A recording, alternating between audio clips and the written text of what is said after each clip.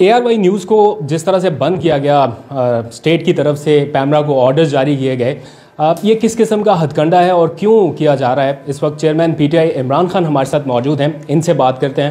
خان صاحب، ARY news یہ پہلی دفعہ نہیں ہے، جب PTI کی میسو کوریج ہوتی ہے یا جب سچ سامنے آتا ہے ARY نیوز کو بند کیا جاتا ہے، کیا کہیں گے اس معاملے پہ؟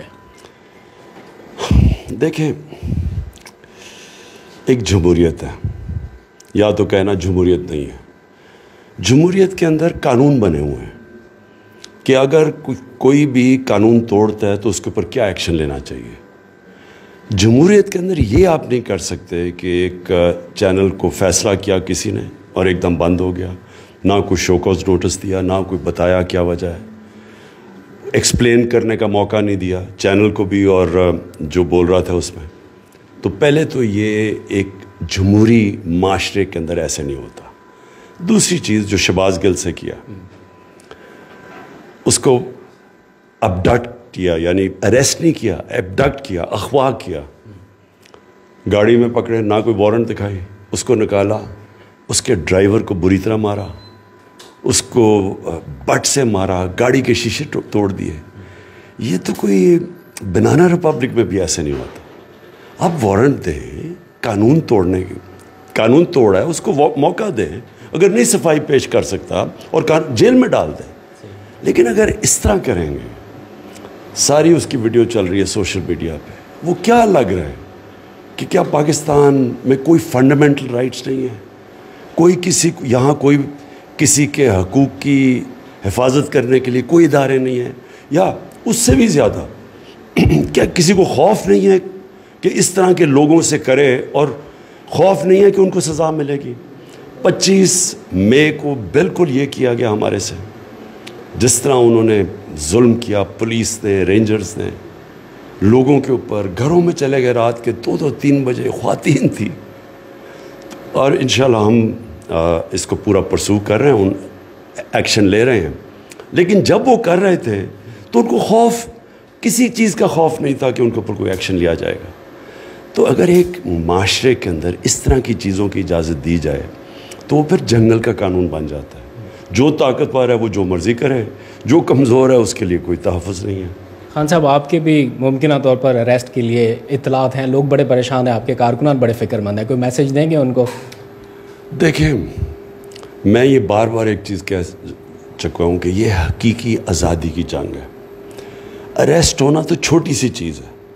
میں نے جب فیصلہ کیا تھا کہ اس حقیقی آزادی کی جنگ میں لڑوں گا، جہاد اسے کہتا ہوں، میں نے یہ فیصلہ کیا تھا کہ اپنی جان بھی قربان کرنی پڑے نا تو میں اس کے لیے کروں گا، کیونکہ میں غلام نہیں رہ سکتا۔ میں ایک آزاد ملک میں پیدا ہوا تھا، میرے ماں باپ اور ان کی جنریشن غلامی میں پیدا ہوئے تھے، ہم آزاد ملک میں پیدا ہوئے تھے، اور مجھے قدر تھی ہمیشہ بچپن سے کہ ہم نے اپنی آزادی کی حفاظت کرنی ہے۔ کوئی بھی قربانی دینی پڑے میں اس کے لیے تیار ہوں۔ اور آخر میں ARY کے جو اینکرز ہیں، جو رپورٹرز ہیں، جو فیلڈ میں اترے ہیں، ان کے لیے کوئی میسج اس مشکل وقت میں؟ دیکھیں، ہمارے سامنے ہمیشہ 2 راستے ہوتے ہیں۔ ہم نماز میں اللہ سے مانگتے ہیں کہ اللہ اس راستے پہ لگا جس پہ تو نے نعمتیں بخشیں، دوسرے راستے پہ نہ لے جا جو کہ ایک انسان کی تباہی کا راستہ ہے۔ یہ ہمیشہ ہمیں فیصلہ کرنا پڑتا ہے زندگی میں کہ ایک ہے رائے حق۔ رائے حق جو ہے، جو سیدھا راستہ ہے، وہ مشکل راستہ ہے، وہ ہمارے نبی صلی اللہ علیہ وسلم کا راستہ ہے۔ ان کی زندگی آسان نہیں تھی، لیکن وہ ایک انسان کی عظمت کا راستہ ہے، مشکل راستہ ہے۔ اب ہمیشہ جب انسان کے سامنے 2 چوائسز آتی ہیں، ایک آسان چوائس ہوتی ہے کہ ظلم کے سامنے سر جھکا لو۔ یہ جو اب آج عاشورہ ہے، کیا ہمیں پیغام اس دنیا کی تاریخ کی سب سے بڑی قربانی میں سمجھتا ہوں دی گئی کربلا میں، وہ کیا پیغام ملا سارے مسلمانوں کو؟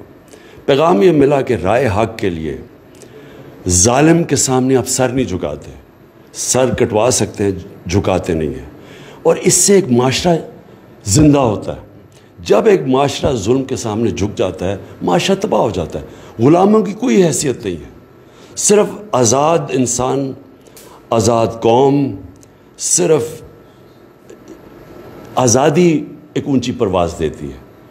اقبال کا علامہ اقبال کی ساری جو کوشش تھی سوئے ہوئے غلام مسلمانوں کو جگانے کی، وہ ساری تھی خودداری کی، خودی کی، اور وہ پیغام آج سب سے زیادہ ہے کہ ایک بیرونی سازش ہوتی ہے، ایک چوروں کو اوپر مسلط کر دیا جاتا ہے۔